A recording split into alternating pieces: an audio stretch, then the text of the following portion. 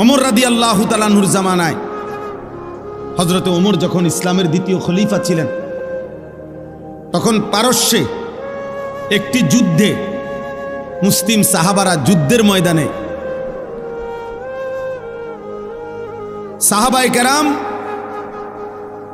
একটানা 24 ঘন্টা মানে সারা দিন যুদ্ধ করছে, সারা রাত যুদ্ধ করছে। ঘটনাচক্রে ফজরের মুহূর্তে যুদ্ধের ময়দানের অবস্থা এমন তীব্র ছিল যে কোনোভাবে চূড়ান্ত মুখোমুখি দুশ্মনে আর মুসলমানে সাহাবেরা এভাবে ভিতরে ঢুকে গেছে যে যুদ্ধের তীব্র লড়াই চলতেছিল। ওই কিতাবে স্পষ্ট সব তারিখে আছে।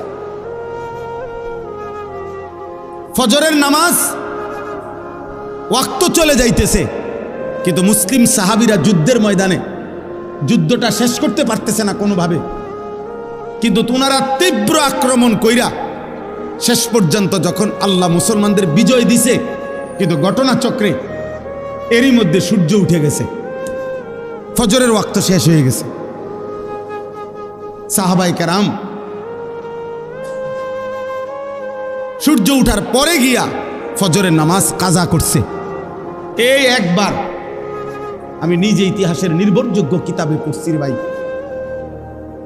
কিতাবে আছে হযরত আনাস রাদিয়াল্লাহু তাআলা পরবর্তীতে মৃত্যু পর্যন্ত, আনাস রাদিয়াল্লাহু তাআলা লম্বা হায়াত পাইছিলেন, উনি অনেক হায়াত পাইছেন 90-এর ঊর্ধ্বে।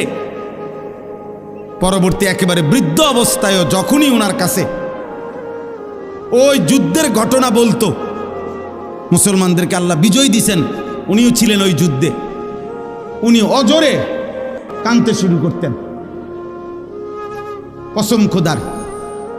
তো অন্যান্যরা যখন জিজ্ঞেস করতো যে আনাস রাদিয়াল্লাহু তাআলা আনহুকে, সাহাবী আপনি এই যুদ্ধের কথা বললেন, কাঁদেন কা? এই যুদ্ধে তো মুসলমানদের পরাজয় হয় নাই, বিজয়ী হয়েছে, আপনি কাঁদেন কেন? উনি বলছে আল্লাহর কসম, এটাই তো সেই যুদ্ধ যেই যুদ্ধ জীবনে আমার একবার ফজরের নামাজ কাজা করে ফেলছে।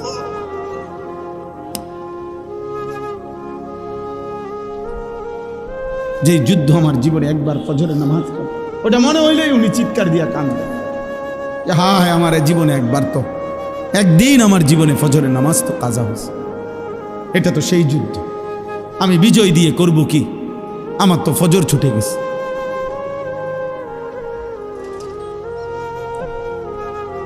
পুরা হায়াতে একদিনের একটি ফজরের নামাজ কাজা হয়েছে, ছেড়ে দেয় নাই। এর জন্য দোস্ত এই পরিমাণ কাঁদছেন যে মৃত্যু পর্যন্ত কাঁদছেন, মৃত্যু পর্যন্ত এই কথা মনে রাখছেন। 18 বছর 20 বছরের প্রিয় ভাই, কিশোর নওজোয়ান সন্তান আমার 16 বছরের সন্তান আছে, তাইলে তোমরা যাদের বয়স 16 তুমি আমার সন্তান,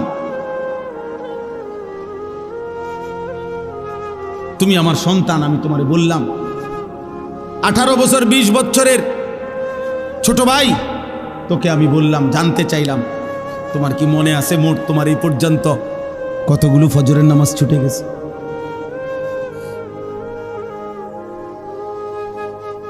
বলো ভাই, হুজুর এই মাত্র ফজরের নামাজের কথা বলি। আহা, রাসূলুল্লাহ সাল্লাল্লাহু আলাইহি সাল্লাম স্পষ্ট বলছেন, লা ইয়াশহাদুহুমা মুনাফিকুন, এশার নামাজ এবং ফজরের নামাজে উপস্থিত হয় না কে? নবীজি পরিষ্কার বলছে, মুনাফিকুন, মুনাফিক। নবীজি স্পষ্ট বলছে যে ফজরের নামাজ পড়ে না সে মুনাফিক, যে এশার নামাজ পড়ে না সে মুনাফিক। তো সুপারিশ মিলবে কার থেকে বাবা? হ্যাঁ, যিনি সুপারিশ করবেন উনি তো তোমাকে বললেন মুনাফিক।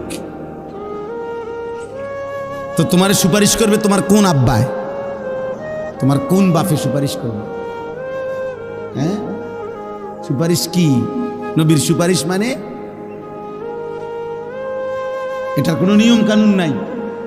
নবী সাল্লাল্লাহু আলাইহি সাল্লাম দুনিয়াতে নাফরমান মৃত্যু পর্যন্ত বিড়ি খাইতে থাকবে, আর মরলেই হাসরের ময়দানে নবী সুপারিশ করে জান্নাত, এই তো না? সুদ খাইতে খাইতে কবরে যাবে, নবীজি হাসরের ময়দানে জান্নাত দিয়ে দিবেন সুপারিশ করে, এই তো সুপারিশ নাকি? কথা বলেন না কেন? এই সুপারিশ। তুমি যুবক নারী দেখতে দেখতে, উলঙ্গ ছবি দেখতে দেখতে, আরে নাফরমান বেনামাজি,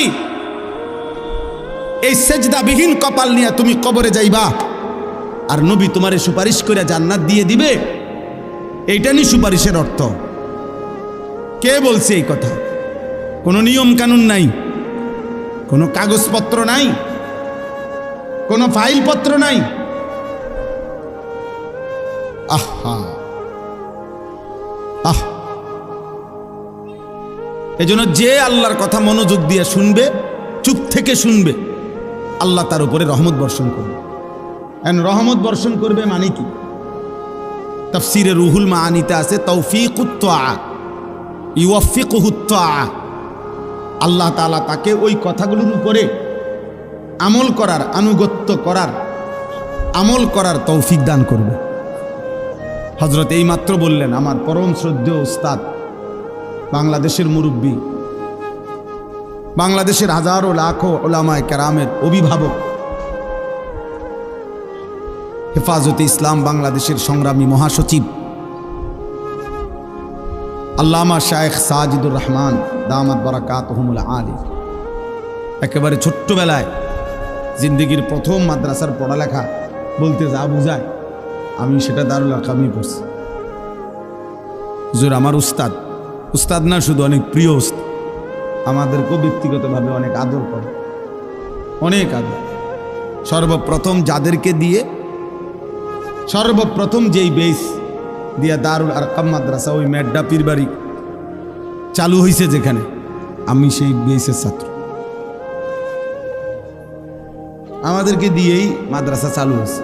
সেই এই মসজিদ, পুরান মসজিদের কাজ, রাস্তার সামনে যেই মসজিদটা, আমরা নিজেরা কাজ করছি, মিস্ত্রিরাও করছে, আমরাও কাম করছি, একবেলা পড়ছি, একবেলা মসজিদের কাজ করছি, ছাদ ডালাইয়ের কাজও আমরা করছি, আলহামদুলিল্লাহ। তো যাই হোক, বলার উদ্দেশ্য হলো, হুজুর এইমাত্র বললেন যে আমল মাকসাদ, বললেন না এখন আমল মাকসাদ। তো আল্লাহ তাআলার কথা যদি কেউ মনোযোগ দিয়ে শুনে, আল্লাহর ওয়াদা যে তোমার উপরে রহমত বর্ষিত হবে, মানে হলো আল্লাহ তাআলা তোমাকে আমলের তৌফিক দিবে। প্রিয় ভাই, আসলে অনেক মানুষ আছে ফিরতে চায়, ফিরতে পারে না, মাঝে মাঝে মন চায় নামাজ পড়তে, সময় কুলায় না, অথবা মানসিকতাই হয় না। অনেকের আছে অনেক গুনাহ ছেড়ে দিতে মন চায়, কিন্তু কে যেন তারে ফিরায় রাখে। তাহলে আল্লাহ তাআলা কাউকে ইবাদতের তৌফিক দেওয়া, এটা আল্লাহর নিয়ামত, এটা আল্লাহর নিয়ামত। এই জন্য আল্লাহর কথা মনোযোগ দিয়ে শুনতে হবে, আজকে না সব সময়।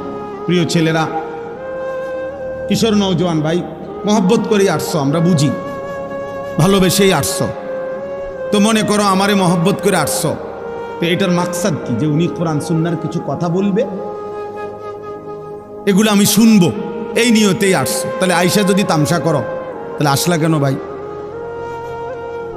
আয়সা যদি তুমি মোবাইল নিয়েই ব্যস্ত থাকো, তো আসলা কেন ভাই? আয়সা যদি তুমি বুট বাদামি খাও, তো আসলা কেন? বুট বাদাম কি পৃথিবীতে আর কখনো মিলবে না? বুট বাদাম কি বেচা কিনা আজকেই শেষ? কথা বলেন না। তাইলে শুধু শুধু এটা তো একটা ম্যাজিক না যে সার্কাস দেখাইলাম, আমি আইলাম, আমরা দেখলেন, এটা তো কোনো কথা না বাপ। আমি এই জন্যই বললাম, দয়া করে সমস্ত ছেলে বাবা সবার কাছে অনুরোধ, আল্লাহর কথা মনোযোগ দিয়ে শুনতে হবে। চোখের দিকে তাকাইয়া শুনলে বরকত, চোখের দিকে তাকাই। হাদিসে স্পষ্ট আছে, সাহাবায়ে কেরাম এভাবে আল্লাহর নবীর কথা শুনতেন যেন তাদের গর্দান থেকে মাথাটা আলগা করে রাখছে, অর্থাৎ মাথা থাকলে না নড়ত, এমন নিশ্চুপ এবং এমন মনোযোগ যে মনে হয় যেন মাথাই নাই। আবার কোনো হাদিসের মধ্যে আছে কাআন্না আলা রুউসিনা তাইর, আপনারা এখনো ওইদিকে, ছেলেরা দেখো ওইদিকে জায়গা আছে, বাবা যাও, মানে দাঁড়াইয়া থেকে কষ্ট হবে, কিচ্ছু বুঝতা না, দাঁড়াইয়েই থাকতে পারবা, সে ওই 10 টাকার বুট খাইতে খাইতে বাজ যাবে গাড়ি। বসতে হবে, আমার কথা হলো এটা বসতে হবে, আমার নজরের সামনে দাঁড়ায় থাকার সুযোগ নেই, আর নয়তো চলে গেলে ভালো। মাদ্রাসার বড় ছাত্র ভাই দেন ওরে ডাইকা ঢুকা বসাইতে সবাই, মাশাআল্লাহ, কেউ দাঁড়ায় থাকেন, একজন আরেকজনকে বলেন তাই না বসাই দেন। তো সাহাবাই কারাম বলতেছেন কাআন্না আলা রুউসিনা তাইর, আমরা নবীজির চারপাশে বসলাম নবীজির কথা শুনতে, এতটা মনোযোগ যে যেন আমাদের মাথার উপরে পাখি বসছে। তো কোনো মোটা ডালের মধ্যে পাখি বসে, যেই ডাল নড়ে না, চিকন পাতলা ডালে, গাছের ডাল আর কি, যেটা শুধু নড়ে হালকা বাতাসেই, এটার মধ্যে পাখি বসে না, কারণ এ তো শুধু নড়ে। তো এজন্য এতটাই স্থির মাথা যে এত মনোযোগ যেন মাথার উপরে আইসা পাখি বসছে। রাসূলুল্লাহ সাল্লাল্লাহু আলাইহি সাল্লামের কথা সাহাবায়ে কেরাম এভাবে শুনতেন। হাদিসের মধ্যে আছে রাসূলুল্লাহ সাল্লাল্লাহু আলাইহি সাল্লাম আসরের নামাজের আগে একদিন মসজিদে নববীতে দাজ্জালের ব্যাপারে বয়ান করছেন। দাজ্জালের, শেষ জামানার সবচেয়ে বড় বিপদ, ফিতনা। একজন ইমানদারের উপরে সবচেয়ে বড় বিপদ হলো, ইমানের সবচেয়ে বড় পরীক্ষা হলো দাজ্জালের ফিতনা। নবী সাল্লাল্লাহু আলাইহি ওয়াসাল্লাম বলছে মা বাইনা খালকে আদম ইলা কিয়ামিস সাআ আকবারা মিন ফিতনাতিদ দাজ্জাল। আদম সৃষ্টির পর থেকে কিয়ামত পর্যন্ত একজন মুমিনের জন্য দাজ্জালের চাইতে বড় কোনো ফিতনা নাই। নবী সাল্লাল্লাহু আলাইহি ওয়াসাল্লাম বলছেন। এই দাজ্জালের ব্যাপারে নবীজি আসরের নামাজের আগে বয়ান করছেন সাহাবাদের কাছে। দাজ্জালের সবচেয়ে বড় বিপদ হলো দাজ্জাল মানুষকে ঈমান হরণ করে কোটি কোটি মুসলমানকে মাত্র 40 দিনের মধ্যে বেঈমান কাফের বানায় ফেলেন। একেবারে প্রকাশ্য কাফের, আচরণগত কাফের না, ডাইরেক্ট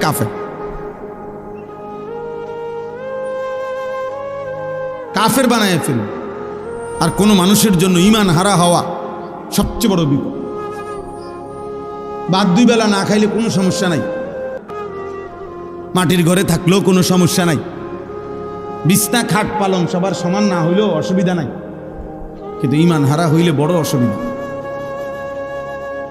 অসুবিধা। ঈমান হারা হয়ে কবরে গেলে অনন্তকালের জন্য জাহান্নামেই জ্বলতে হবে, আর কোনোদিন মুক্তি মিলবে না, খালিদিনা ফিহা, অনন্তকাল। তো আল্লাহর নবী সাল্লাল্লাহু আলাইহি সাল্লাম এই দাজ্জালের ব্যাপারে সাহাবাদেরকে বর্ণনা করছেন আসরের নামাজের আগে। আর মিসলে আউয়ালে আসরের নামাজ পড়িলে মাগরিব পর্যন্ত এখনো সৌদি আরবে আসরের নামাজের শুরু ওয়াক্ত নিয়ে উলামায়ে কেরামের মধ্যে একটু ইখতিলাফ আছে, আমাদের হানাফি মাযহাব মতে এবং অন্য মাযহাব মতে। তো ধরে নিলাম তো সাহাবায়ে কেরাম আসরের নামাজ পড়ে নবীজি সাল্লাল্লাহু আলাইহি সাল্লামের সাথে নবীজি সাল্লাল্লাহু আলাইহি সাল্লাম মসজিদ থেকে বের হইছেন, নিজের ব্যক্তিগত কাজ সেরে মাগরিবের নামাজের পূর্বে নবীজি আবার মসজিদে আসছেন। কিন্তু এই 2-2.5 ঘন্টা টাইমে নবীজি ফিরে এসে দেখছেন ওই আসরের নামাজের আগে সাহাবাদের যাকে যেখানে দেখছিলেন বসা, সে হুবহু ওইখানেই বসে আছে, এক সুতা নড়েও নাই। আল্লাহর নবী সাল্লাল্লাহু আলাইহি সাল্লাম অবাক হয়ে গেছে, আরে তোমরা এত লম্বা টাইম আসরের পরে বের হও নাই, তোমরা মসজিদেই বসে রইছ, এখানেই যার যে জায়গায়। এই কথাটা বলতেছিলাম আমি। সাহাবায়ে কেরাম উত্তর দিলেন, ইয়া রাসূলুল্লাহ সাল্লাল্লাহু আলাইহি সাল্লাম, আসরের নামাজের পূর্বে আপনি দাজ্জালের ব্যাপারে যে বয়ান করছেন, এতে করে আমাদের কলিজার মধ্যে এমন ভয় ঢুকছে, মনে হচ্ছে মসজিদ থেকে বের হলেই দাজ্জাল ঈমানটা নিয়ে নিবে। এই ভয়ে যে যেখানে আছি এখানে বসেই রইছি, মাগরিবের আজান পর্যন্ত আর উঠি নাই, যেন দাজ্জাল ঈমানটা না নেয়। এই ছিল সাহাবায়ে কেরামের মনোযোগ, সাহাবায়ে কেরামের বুঝ এবং সাহাবায়ে কেরামের আমল। যে এখন শুনছে, অথচ তারা জানে নবীজির হায়াতে দাজ্জাল বের হবে না, নবীজি বলছে, কিন্তু এরপরও এতটা ভয় করছেন। এই জন্য দোস্ত, কোন বক্তা আসলো, সবাই মিলে হুড়াহুড়ি করে দেখে গেলাম, সবাই যার যার মতো ফিরে গেলাম, যে যেমন আছে তেমনই রয়ে গেলাম। প্রিয় ভাই আমার, এতে তেমন কোনো ফায়দা নাই। জনপ্রিয়তা একটি ধোঁকা, এটা ধোঁকা, এটা অজব, আত্মমুগ্ধতা, তরিকতের ভাষায়, তাসাউফের ভাষায় এটা অন্তরের একটি মন্দ রোগ। এই যে মানে আমার এখন অনেক জনপ্রিয়তা, আমার অনেক ভক্ত, নিজের কাছেই নিজে অবাক হওয়া, অথবা অন্যরাও মনে করা, কারো কোনো জনপ্রিয়তা দিয়ে বক্তারও কোনো লাভ নাই, শ্রোতারও কোনো লাভ নাই। এটা স্পষ্ট মনে রাখতে হবে। আজকে যদি আমারে বাংলাদেশের 1 কোটি মানুষ না 10 কোটি মানুষ আমারে যদি চিনে, তা আমার কবর রাজাব মাপত তো লাভ হলো কি? তাহলে আমার জনপ্রিয়তা দিয়ে আমার কি লাভ হলো? তা আমি এই জনপ্রিয়তা দিয়ে ঘাস নি কাটব? বলেন বলেন। তারপরে এবার আপনারা বলেন, মনে করেন আমার 1 কোটি মানুষ চিনে, তা আপনার কি লাভ? চিনে আমারে না, তা আপনার কি তা? বলো, একটা ছেলে বলো, বাবা তোমার কি লাভ? আমারে চিনে আরই বুঝলাম। মনে করো আমার 10 কোটি মানুষ চিনে, তো তোমার কি হিসে? তোমার ফায়দা কি? আমারে চিনলে তোমার কি? আমারে না চিনলে তোমার সমস্যা কি? আমি কি তোমার ভাত খাই? তাই এই জন্য বুঝাইলাম, জনপ্রিয়তা দিয়ে বক্তারও কোনো ফায়দা নাই, শ্রোতারও কোনো কি নাই ফায়দা। ফায়দা ওই এক জিনিসেই, ঈমান এবং আমল। ঈমান এবং আমল, ঈমান এবং আমল, এটাই বাঁচার মাধ্যম, এটাই মুক্তির মাধ্যম। আমার জন্য, আপনাদের জন্য, ছেলেরা তোমাদের জন্য, বয়স্ক বাবা আপনাদের জন্য। আমরা হিসাব মিলাই নিলে হইতো না, আমি আপনার উপরে খুশি, আপনি আমার উপরে খুশি, তাহলে তো আমরা মিলে দিলে ব্যস্ত নাকি? হ্যাঁ, না না, মিলে দিলে কুমিল্লা, ব্যস্ত না। আমাদের দেশে কয় মিলে দিলে কুমিল্লা। তার মানে আপনি আমারে টাকা 500 দিছেন, আমি আপনার চা বন খাওয়াইছি, আমরা মিল্লা গেলে হবে না। আমাদের প্রত্যেককেই আলাদা আলাদা। ওয়া কুল্লুহুম আতিহি ইয়াউমাল কিয়ামাতি ফারদা। আল্লাহ তাআলা বলেন, তোমাদের প্রত্যেককেই কিয়ামতের দিন আমি আল্লাহর সামনে একজন একজন, ফারদান আই ওয়াহিদান, আমি আল্লাহর সামনে এসে দাঁড়াতে হবে। ওয়া কুল্লুহুম আতিহি ইয়াউমাল কিয়ামাতি ফারদান আই কি ওয়াহিদ, একজন একজন, একজন একজন, একজন একজন। বাপ সন্তানের সাথে আসবে না, সন্তান বাবার সাথে আসবে না, স্বামী স্ত্রীর সাথে আসবে না, স্ত্রী স্বামীর সাথে আসবে না, ভাই বোনের সাথে যাবে না, বোন ভাইয়ের সাথে আসবে না, বন্ধু বন্ধুর সাথে আসবে না। ইয়াউমা ইয়াফিরুল মারউ মিন আখি ওয়া উম্মিহি ওয়া আবিহি ওয়া সাহিবাতিহি ওয়া বানি। ভাইয়া অন্যদিকে তাকায়ও না ভাই, ওরা বসবে, যারা বসার তারা বসবে। নওজোয়ান এদিকে তাকাও। তাইলে আল্লাহ তাআলা বলেন, হাসরের ওই কঠিন ময়দানে ভাই ভাই থেকে পলায়ন করবে, মা পলায়ন করবে, বাবা পলায়ন করবে, স্ত্রী পলায়ন করবে, সন্তানগুলো পলায়ন। এরপরে আর থাকে কি? এরপরে আর কে থাকে? লিকুল্লি ইমরিইম মিনহুম ইয়াউমাইদিন শা'নুন ইউগনি। আল্লাহ তাআলা বলেন প্রত্যেকেই নিজেকে নিয়ে ব্যস্ত হবে। ইয়া রাব্বি নফসি নফসি, ইয়া রাব্বি নফসি নফসি। আদম থেকে ঈসা,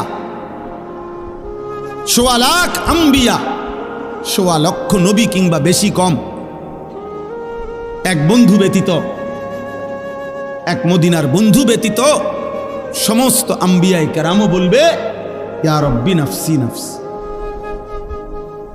আল্লাহ আমাকে বাঁচান, আমাকে বাঁচান, আমাকে বাঁচান, আমাকে বাঁচান। হযরত ইব্রাহিম আলাইহিস সালাম ইসমাঈলকে দেখবে, ডাকবে না, কিতাবে আছে। হযরত ইয়াকুব আলাইহিস সালাম ওনার ছেলে ইউসুফ আলাইহিস সালামকে দেখবে, কিন্তু ডাকবে না। অথচ এটা সেই ইউসুফ দুনিয়ার হায়াতে যিনি এই ছেলের ভালোবাসায় ৪০ বছর চোখের পানি ফেলছে। ওয়াবিয়াদ্দাত আইনাহু মিনাল হুজন ফাহুয়া কাযীম। কোরআনে আল্লাহ বলছে ইউসুফের বিরহে কানতে কানতে ইয়াকুবের ২টা চোখ সাদা হয়ে গেছে, অন্ধ হয়ে গেছে। কিন্তু আজকে হাসরের মাঠে দেখার পরেও ডাকবে না। মুসা আলাইহিস সালাম ওনার বোন এবং মাকে দেখবে, কিতাবে আছে মুসা নবী বলবে লা আসআলুকাল ইয়াউমা উম্মি ওয়ালা উখতি। আয় মাওলা, মাকেও চাই না, বোনকেও চাই না, বাল আসআলুকাল ইয়াউমা নফসি, আজ শুধু আমি আমাকে বাঁচাইতে চাই।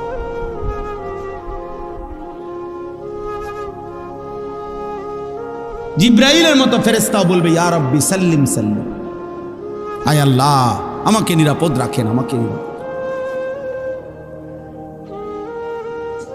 রব্বি লা তুখজিনি ইয়াউমা ইউবআসুন।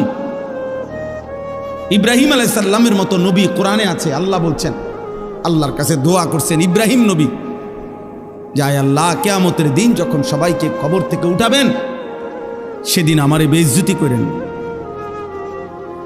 রব্বি লা তুখজিনি, হাসরের দিন, কিয়ামতের দিন। ওই ছেলে, এটা কি? ওই অপদার্থ কোথাকার।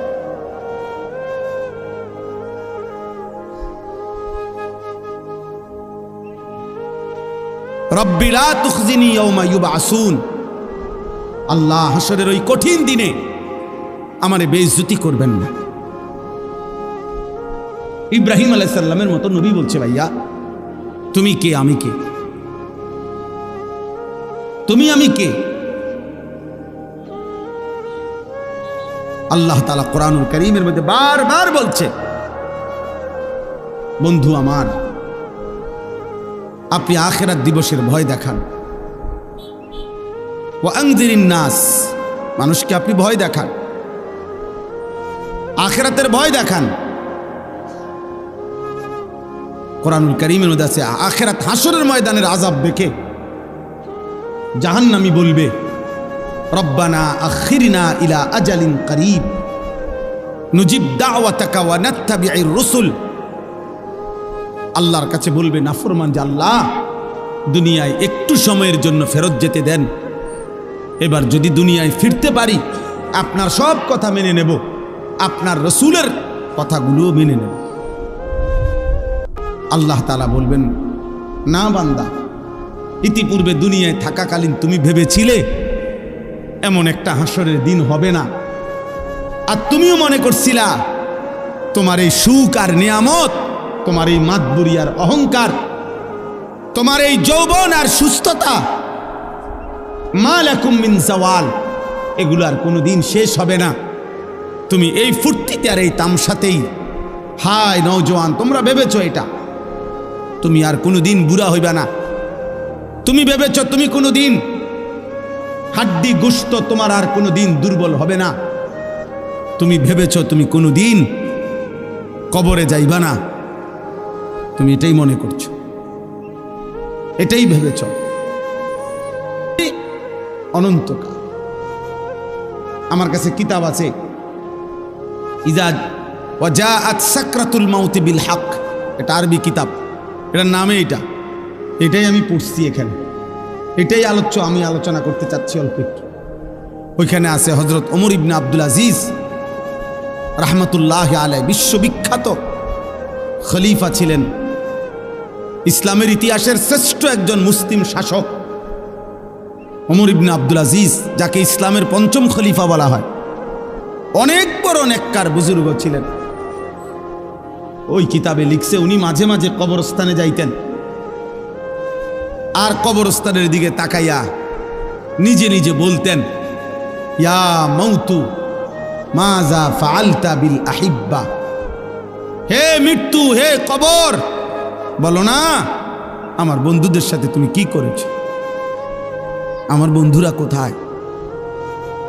আইনাল আহবাব আইনাল আসদিকা আইনাল জুল্লাস আইনাস সাম্মার। অর্থ হলো আমার বন্ধুরা কোথায়, আমার ভালোবাসার মানুষগুলো কোথায়, আমি যাদের সাথে বসতাম তারা কোথায়, আমি যাদের সাথে রাত জেগে গল্প করতাম আমার সেই বন্ধুরা কোথায়, তুমি তাদের সাথে কি করেছো, তারা কই এখন? হযরত ওমর ইবনে আব্দুল আজিজ বলতেন যে কবর আমাকে জবাব দিত, কবর যেন আমাকে বলে, হে ওমর ইবনে আব্দুল আজিজ, তোমার সেই বন্ধুদেরকে আমি চোখ খুলে ফেলছি, তাদের হাতের কনুই থেকে তাদের শরীর আলাদা করে ফেলছি, তাদের পা হাঁটু তাদের শরীরের গোশত হাড্ডি রেজা রেজা করে পাউডার করে মাটির সাথে মিশায় দিছি। আজ তোমার বন্ধুরা কেউ নাই, আজ তোমার বন্ধুরা কেউ নাই। এজন্য দোস্ত এটা মনে রাখো, আজকে তো ওলামায়ে কেরাম চোখের পানি দিয়ে, মহব্বত দিয়ে, ভালোবাসা দিয়ে কত আহাজারি করতেছে তোমাদের কাছে। জীবনের সবচেয়ে বড় আফসোসের বিষয় রে ভাই, একটা ছেলে হলে মনে রাখো, এর চাইতে লজ্জা, এর চাইতে দুঃখ আর কি হইতে পারে যে বছরের পর বছর, দিনের পর দিন ওলামায়ে কেরাম মুসলমানের কাছে একটু নামাজ ভিক্ষা চাইতে আছে, যে কত নামাজ পড়ে। এটা কোনো হিন্দুর কাছে বলতেছে না, এটা কোনো ইহুদিরে বলে না, মুসলমানের কাছে বলতেছে। এর চাইতে আফসোস আর কি হইতে পারে? বুঝেন না হিসাবটা? বলো ছেলেরা, বাপ তোমরা নিজেরা পরিচয় দিচ্ছ মুসলমান, তুমি বলো তোমার বাবা মুসলমান, মা মুসলমান, তুমি মুসলমান। যতবার তোমার ধর্মের পরিচয় জিজ্ঞাসা করছে ততবারই তুমি বললা ধর্ম তোমার ইসলাম, রব তোমার আল্লাহ, নবী তোমার মুহাম্মাদুর রাসূলুল্লাহ সাল্লাল্লাহু আলাইহি ওয়াসাল্লাম, কিতাব তোমার কোরআন, তুমি বললা তুমি মুসলমান। হায়, অথচ খোদার 365 দিন, এক বছর এমন পার হয়েছে যেই এক বছরে নাফরমান কোনো দিন ফজরের নামাজ পড়ে না। হায় নির্লজ্জ, বেহায়া, এই অসভ্য, কেমনে নিজের পরিচয় দিলা মুসলমান? মুসলমান এত বড় জানোয়ার হয়? মুসলমান 365 দিন নামাজ পড়ে না, এটারে মুসলমান বলে? তোমার বিবেকে কি বলে? তোমার ইনসাফে কি বলে বেটা? তোমার বিবেকে কি বলে? একটা ছেলে বলো, একজন বাবা বলেন 30 বছর একজন মুসলমান সুদ খায়, এটা মুসলমানের বাচ্চা?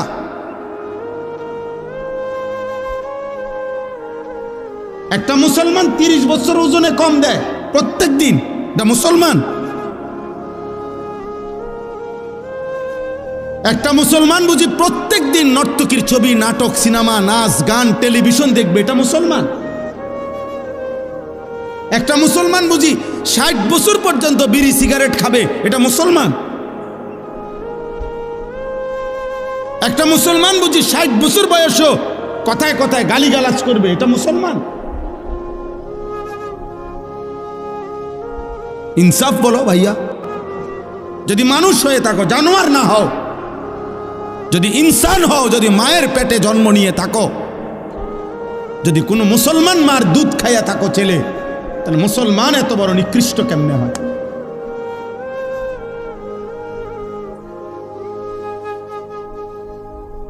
বলো ভাই। রাসূলুল্লাহ সাল্লাল্লাহু আলাইহি ওয়াসাল্লামের সাহাবী হযরতে আনাস ইবনে মালিক, বিখ্যাত সাহাবী আনাস রাদিয়াল্লাহু তাআলা আনহু, নবীজির খাদেম ছিলেন। এই সাহাবী আনাস রাদিয়াল্লাহু তাআলা আনহু ওমর রাদিয়াল্লাহু তাআলা আনহুর জামানায়, হযরতে ওমর যখন ইসলামের দ্বিতীয় খলিফা ছিলেন, তখন পারস্যে একটি যুদ্ধে মুসলিম সাহাবারা যুদ্ধের ময়দানে সাহাবায়ে কেরাম একটানা 24 ঘন্টা, মানে সারা দিন যুদ্ধ করছে, সারা রাত যুদ্ধ করছে। ঘটনাচক্রে ফজরের মুহূর্তে যুদ্ধের ময়দানের অবস্থা এমন তীব্র ছিল যে কোনোভাবে চূড়ান্ত মুখোমুখি দুশ্মনে আর মুসলমানে সাহাবেরা এভাবে ভিতরে ঢুকে গেছে যে যুদ্ধের তীব্র লড়াই চলতেছিল। ওই কিতাবে স্পষ্ট সব তারিখে আছে। ফজরের নামাজ ওয়াক্ত চলে যাইতেছে, কিন্তু মুসলিম সাহাবীরা যুদ্ধের ময়দানে যুদ্ধটা শেষ করতে পারতেছে না কোনোভাবে। কিন্তু তোনারা তীব্র আক্রমণ কইরা শেষ পর্যন্ত যখন আল্লাহ মুসলমানদের বিজয় দিছে, কিন্তু ঘটনাচক্রে এরই মধ্যে সূর্য উঠে গেছে, ফজরের ওয়াক্ত শেষ হয়ে গেছে। সাহাবায়ে কেরাম সূর্য উঠার পরে গিয়া ফজরের নামাজ কাজা করছে। এই একবার আমি নিজে ইতিহাসের নির্ভরযোগ্য কিতাবে পড়ছি ভাই, কিতাবে আছে হযরত আনাস রাদিয়াল্লাহু তাআলা আনহু পরবর্তীতে মৃত্যু পর্যন্ত, আনাস রাদিয়াল্লাহু তাআলা আনহু লম্বা হায়াত পাইছিলেন, উনি অনেক হায়াত পাইছেন, 90-এর ঊর্ধ্বে। পরবর্তী একেবারে বৃদ্ধ অবস্থায়ও যখনই ওনার কাছে ওই যুদ্ধের ঘটনা বলতো, মুসলমানদেরকে আল্লাহ বিজয় দিছেন, উনিও ছিলেন ওই যুদ্ধে, উনি অজরে কাঁদতে শুরু করতেন, কসম খোদার। তো অন্যান্যরা যখন জিজ্ঞেস করতো যে আনাস রাদিয়াল্লাহু তাআলা আনহুকে, সাহাবী আপনি এই যুদ্ধের কথা বললেন, কাঁদেন কা? এই যুদ্ধে তো মুসলমানদের পরাজয় হয় নাই, বিজয়ী হয়েছে, আপনি কাঁদেন কেন? উনি বলছে আল্লাহর কসম, এটাই তো সেই যুদ্ধ যেই যুদ্ধ জীবনে আমার একবার ফজরের নামাজ কাজা করে ফেলছে।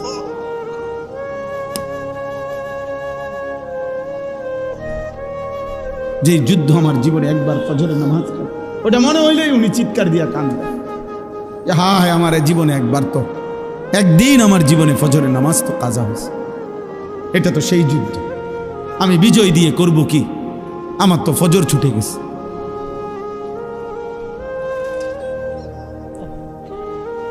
পুরা হায়াতে একদিনের একটি ফজরের নামাজ কাজা হয়েছে, ছেড়ে দেয় নাই। এর জন্য দোস্ত এই পরিমাণ কাঁদছেন যে মৃত্যু পর্যন্ত কাঁদছেন, মৃত্যু পর্যন্ত এই কথা মনে রাখছেন। 18 বছর 20 বছরের প্রিয় ভাই, কিশোর নওজোয়ান সন্তান আমার 16 বছরের সন্তান আছে, তাইলে তোমরা যাদের বয়স 16, তুমি আমার সন্তান, তুমি আমার সন্তান। আমি তোমারে বললাম 18 বছর 20 বছরের ছোট ভাই, তোকে আমি বললাম, জানতে চাইলাম তোমার কি মনে আছে মোট তোমার এই পর্যন্ত কতগুলো ফজরের নামাজ ছুটে গেছে?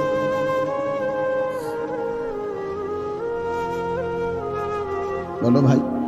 হুজুর এই মাত্র ফজরের নামাজের কথা বলল। আহা, রাসূলুল্লাহ সাল্লাল্লাহু আলাইহি সাল্লাম স্পষ্ট বলছেন, লা ইয়াশহাদুহুমা মুনাফিকুন, এশার নামাজ এবং ফজরের নামাজে উপস্থিত হয় না কে? নবীজি পরিষ্কার বলছে, মুনাফিকুন, মুনাফিক।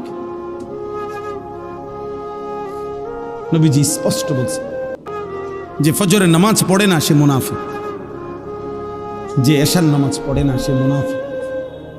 তো সুপারিশ মিলবে কার থেকে বাবা? হ্যাঁ, যিনি সুপারিশ করবেন উনি তো তোমাকে বললেন মুনাফিক। তো তোমার সুপারিশ করবে তোমার কোন আব্বায়, তোমার কোন বাপে সুপারিশ করবে? হ্যাঁ, সুপারিশ কি? নবীর সুপারিশ মানে এটার কোনো নিয়ম কানুন নাই।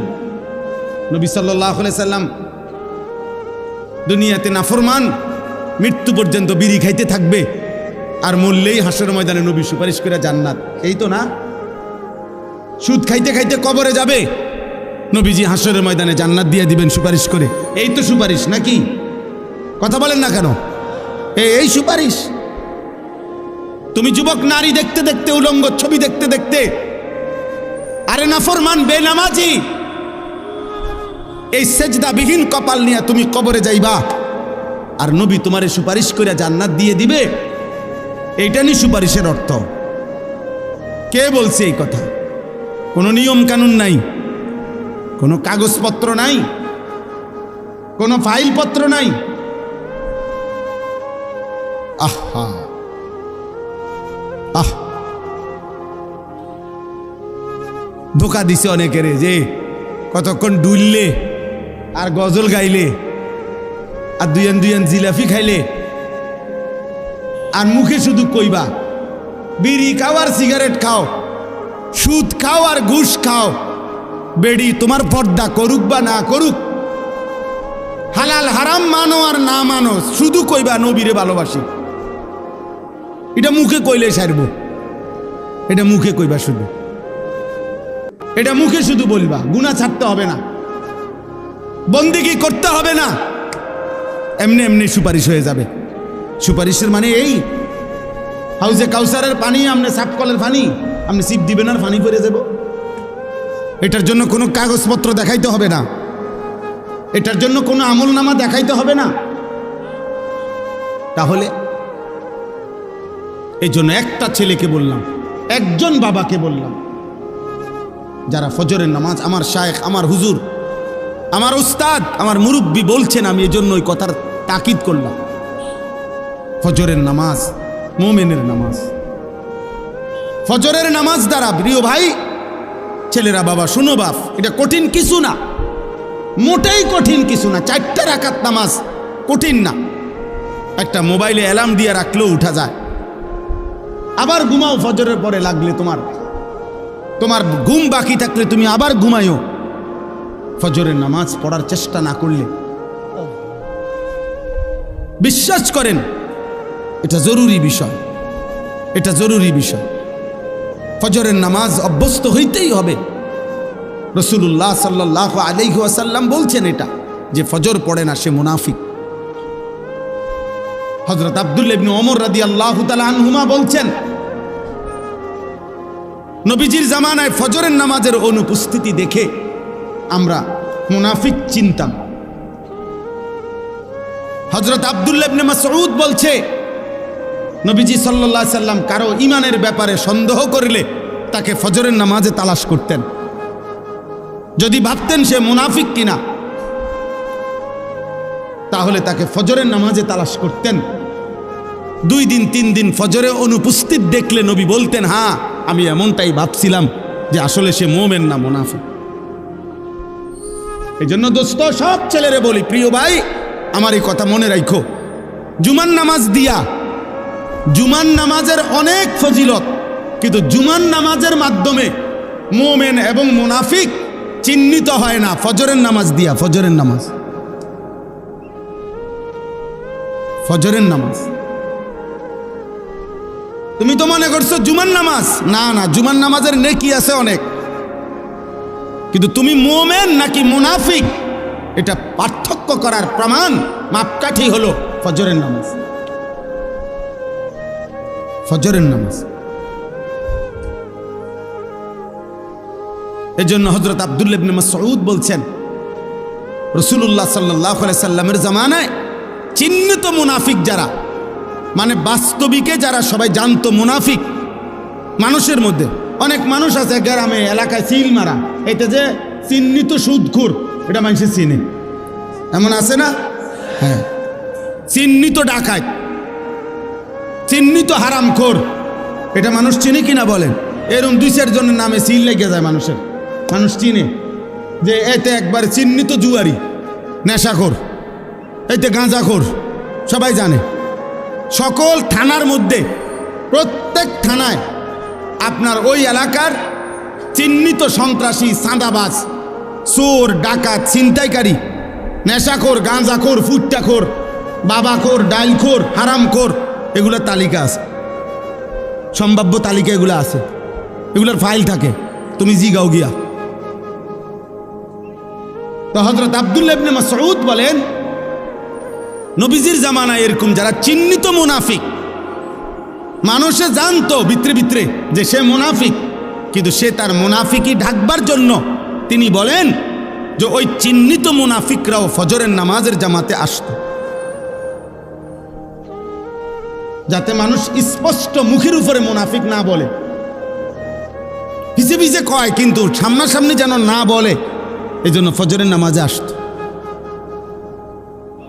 আব্দুল্লাহ ইবনে উবাই মদিনার মুনাফিকদের সর্দার ছিল, সে প্রথম কাতারে নামাজ পড়ত যাতে মানুষে মুনাফিক না ডাকে।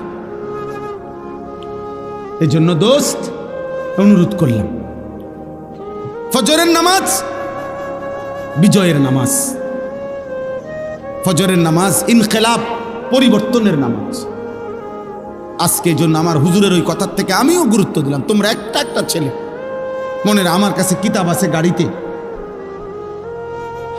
আরবি মোটা কিতাব, ওই কিতাবের মধ্যে লিখছে, ইয়াহুদীদের ধর্মগ্রন্থ তাওরাতের মধ্যে আছে, এই কথাটা মনোযোগ দিয়ে শোনো, ইয়াহুদীদের তাওরাত কিতাবের মধ্যে আছে, মুসলমানদের ওই জামাত, মুসলমানদের ওই দলের দ্বারা ইয়াহুদীদের চূড়ান্ত পতন হবে, ইয়াহুদীরা চূড়ান্তভাবে ধ্বংস হবে।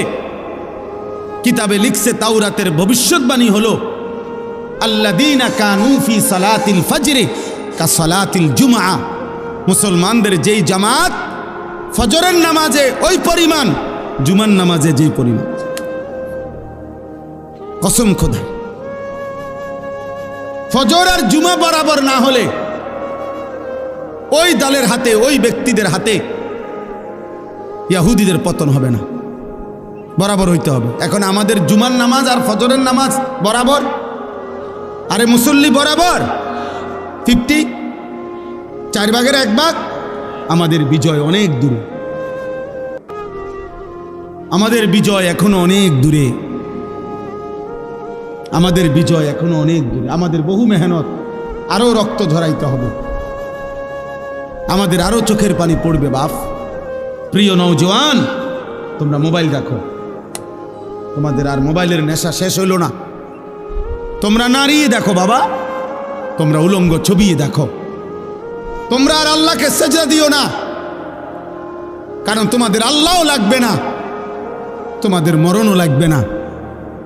তোমরা দেখো, নারী দেখো, ছবি দেখো, মোবাইলের অশ্লীল দৃশ্য দেখো, আর মোটরসাইকেল চালাও, আর সমবয়স্ক বন্ধুদেরকে আড্ডা দাও, নেশা করো, গাঁজা খাও, যা মন চায় তাই করো, কারণ তোমাদের উপরে কোনো মুসিবত আসবে না। তোমাদেরকে শয়তান বলে দিছে, তোমাদেরকে ইবলিস বলে দিছে, তোমাদেরকে শয়তান বলে দিছে যে তোরা ঘাবড়াইস না, তোরা নাফরমানি করতে থাক, আমি দেখবো তোদেরকে। হ্যাঁ, ইন্নামা ইয়াদউ হিজবাহু লিয়াকুনু মিন আসহাবিস সাঈর। আল্লাহ বলছে, শয়তান তার দল বলকে ডাকতেছে প্রতিদিন যেন সকলে মিলে জাহান্নামী হয়। দুশ্মন আমাদেরকেও ছাড়বে না রে বাপ, আমাদেরকেও ছাড়বে না। আমাদের পার্বত্য চট্টগ্রাম হাতছাড়া হওয়ার পথে। আমাদের পার্বত্য চট্টগ্রাম বাংলাদেশের এই 3টা জেলা, রাঙ্গামাটি, বান্দরবন, খাগড়াছড়ি সহ ওই সাইড, যে কোনো মুহূর্তে হাতছাড়া হওয়ার পথে। এই যে এই পরিমাণ একটি ঘটনাকে কেন্দ্র করে খাগড়াছড়িতে আজকে কয়দিন টানা 24 ঘন্টা মারামারি, হানাহানি, গোলযোগ, আগুনে পুরানো হচ্ছে বাংলাদেশে। বাংলাদেশে, বাংলাদেশ যে কোনো কেউ বাংলাদেশের ম্যাপ কে বুঝবো, কারে বুঝাইবো? মোবাইল টিপাই তো তোমার সময় হয় না, বুঝবা কিতা? বাংলাদেশের মানচিত্র দেখলেই বোঝা যাবে এ কোনা দিয়া পার্বত্য চট্টগ্রাম। এটা এমন একটা জিনিস যেটা কেচি দিয়ে যদি এমনি কাইটা দেয় এটা আলাদা হয়ে যাবে, বাকি এটা থাকবে যেই কোনো সময় কেচি দিয়ে কাটার মতো। বাংলাদেশের 10 ভাগের 1 ভাগ হলো এই 3টা জেলা, আর বাকি 61টা জেলা বাংলাদেশের 9 ভাগ। বিশাল অঞ্চল, জেলা যদিও 3টা, এরিয়া অনেক বড়, বিশাল বড় এরিয়া। পার্বত্য চট্টগ্রাম যদি হাতছাড়া হয় তো কক্সবাজার সমুদ্র সৈকত সহ সেন্ট মার্টিন সব হাতছাড়া হয়ে যাবে। আর কিছুদিন পরে দেখবা উত্তরবঙ্গ নাই, রংপুর বিভাগের 8টি জেলায় প্রতিদিন খোদার কসম প্রতিদিন মুসলমান খ্রিস্টান হচ্ছে। তো একদিন, বেশি দিন আর লাগবে না, বিখ্যাত থালা যখন হাতে নিবা তখন আর মোবাইলের এমবিও থাকবে না, আর তোমার মোবাইলের আব্বাও থাকবে না, তোমার ফেসবুকও থাকবে না, ইউটিউব। আমি দায়িত্ব নিয়ে বলছি, বুঝা শুনে বলছি। আমি দিন রাত 24 ঘন্টা আমার মূল ফিকির, মূল কাজ, মূল মেহনত মুসলমানের নওজওয়ানকে নিয়ে ভাবা। তোমরা ভিক্ষা করবা, ভিক্ষা করবা বললাম, কেউ তোমার প্লেটে একটা ভিক্ষাও দিবে না। সন্তান তুমি দেখো, আজকের খবর না, ওরা জানে না, ওরা এই ছোট ছোট বাচ্চা, এক এক বাচ্চার কাঁধের মধ্যে, পিঠের মধ্যে, হাতের মধ্যে বাটি, বক্স, গাঁটটি, কত কিছু বোঝা, পায়ে জুতা নাই। ও জানে না ও কোথায় যাচ্ছে, ও জানে না ও কোথায় যাচ্ছে। আমার একটা 4 বছরের মেয়ে আছে, আমি প্রতিদিন রাত্রে 2টা, 2:30, 3টা বাজে মাহফিল থেকে যখন যাই, ওই পর্যন্ত আমার মেয়েটা সজাগ থাকে। আমি গেলে কিছুক্ষণ আদর করলে, বুকে জড়ায় ধরলে, আদর করলে, আমার লগে কিছু কথা থাকে তার, ও তার ভাই বোন অন্যগুলার নামে বিচার দেয় আমার কাছে, কয় মারছে, এই করছে, সেই করছে, এগুলা শূন্য আদর করে দিলে তোই আমার মেয়ে ঘুমায়। তো গাজার 4 বছরের বাচ্চা মেয়ে হতো এমন, ও তো বাবার আদর চায়, মায়ের আদর চায়, ও জানে না ওর গন্তব্য কোথায়। সে যদি বাচ্চা মেয়েটা, যদি বাচ্চা ছেলেটা যদি তার মাকে বলে, মা কোথায় যাচ্ছি আমরা, কি বলবে মা?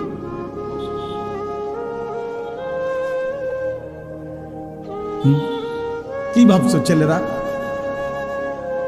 আমরা তোমাকে চেহারা দেখলেই তো বুঝি। অধিকাংশই মাগরিবের নামাজ পড়ো নাই, অধিকাংশই এশার নামাজ পড়ো নাই। যুবক, চেহারা দেখলেই চেহারার মধ্যে কোনো দয়া মায়ার চিহ্ন নাই। চেহারার চুল দেখলে বোঝা যায় না মুসলমানের বাচ্চা না বেঈমানের বাচ্চা। চুল দেখলে বোঝা যায় না। প্রতিদিন যত্ন করে 300 টাকা খরচ করে, সপ্তাহে 15 দিনে, 1 মাসে 300-500 টাকা খরচ করে, আহা মুসলমান বেঈমানের মতো, ওই কুত্তাদের মতো, মুশরিকের মতো চুল রাখতেছ। একজন চুল কাটার পিছনে সময় ব্যয় করতেছে ঘন্টার পর ঘন্টা, অথচ 12 কিলোমিটার পায়ে হাইটা, পত্রিকা আসছে বাঘার একটা বাচ্চা 12 কিলোমিটার পায়ে হাইটাও একটা রুটি পায় নাই। এরপরে যখন একটা রুটি নিচে ফিরে আসতেছিল তখন বুলেটের আঘাতে ওই বাচ্চাটা ঝাঁঝরা হয়ে গেছে। ক্ষুধার্ত সন্তান আর রুটি খাইতে পারে না। আল্লাহ যেন বলছে, আইসা বর, আমি তোরে জান্নাত থেকেই মেহমানদারি করব।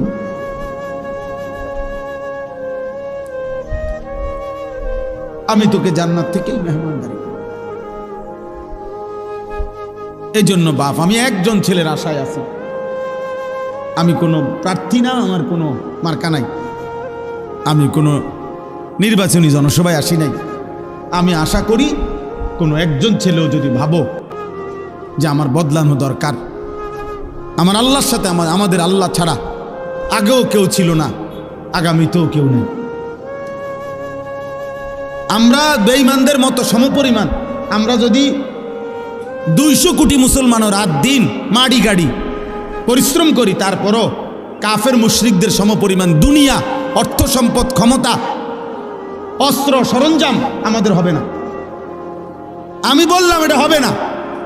আল্লাহ যদি কাফের চাইতে বেশি পরিমাণ দুনিয়া ইমানদারদেরকে দিত, তো নবী মুহাম্মদকেই দিত। কথা বোঝো নাই? রাসূলুল্লাহ সাল্লাল্লাহু আলাইহি সাল্লামকেই দিত, কারণ ওনার চাইতে বেশি তোমারে ভালোবাসে। কথা বলে না? নবীজির চাইতে বেশি ভালোবাসে তোমারে। তো যেদিন আল্লাহর নবী পেটে ক্ষুধার কষ্টে 2টা পাথর বাঁধছিলেন, সেদিন আল্লাহ ছিলেন? কথা বলে না? আরে আল্লাহ ছিল কিনা বলো না? যেদিন নবীজি সাল্লাল্লাহু আলাইহি সাল্লামের দান দান শহীদ করা রক্তে উহুদের প্রান্তরে পড়েছিলেন ঘন্টার পর ঘন্টা, সেদিন আল্লাহ ছিল? তো তুমি বুঝো না, দুনিয়া মিলবে না বেঈমানের মতো। আমরা যদি বিল্ডিং বানাই 30 তালা, তো বেঈমান স্বাভাবিক বিল্ডিং বানাবে 150 তালা। তুমি ওই পর্যন্ত যাবে কোন দিন? তোমার বিল্ডিং যেদিন হবে 330 তালা, ওদের বিল্ডিং হয়ে যাবে 200 তালা।